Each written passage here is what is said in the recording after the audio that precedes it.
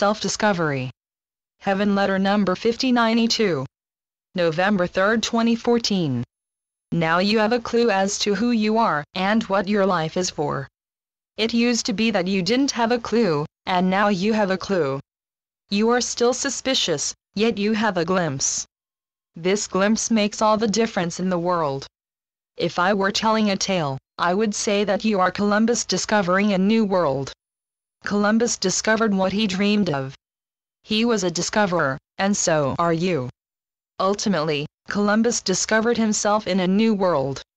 At the moment of this all-important startling self-discovery, Columbus blended with me, and so will you. Every discovery has something to do with discovering yourself. You are entering a new world.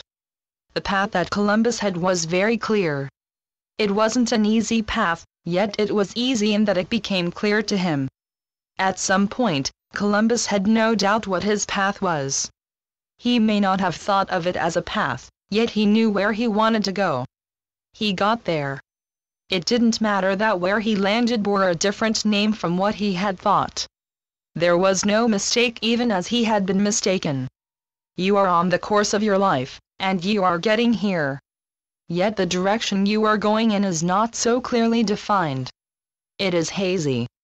It is as though you are in the mist. What's ahead is not so clear to you, and yet you are going there just the same. Beloveds, whatever you pursue, you are in pursuit of yourself.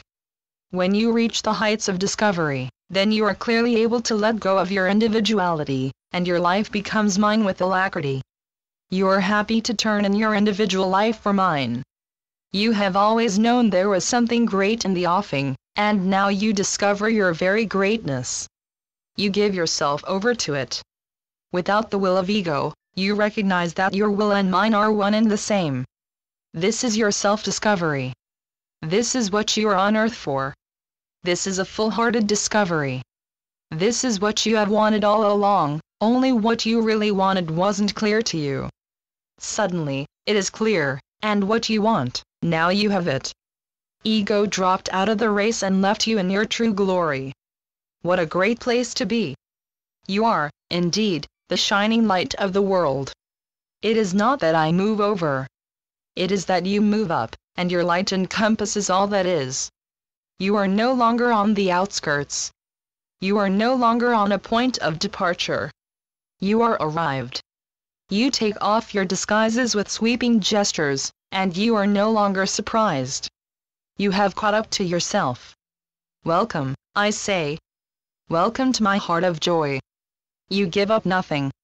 You find everything. Ego slips away, and now you are the sun that shines in its full glory. It is high noon now. You are a blazing sun, and that is enough. What more do you want? What more is there anyway? There is only less, and there is no going back. You are on sacred ground. Littleness has been overtaken. Littleness has been dissuaded. Littleness no longer exists. Everything you have ever wanted, even without knowing its name, is yours.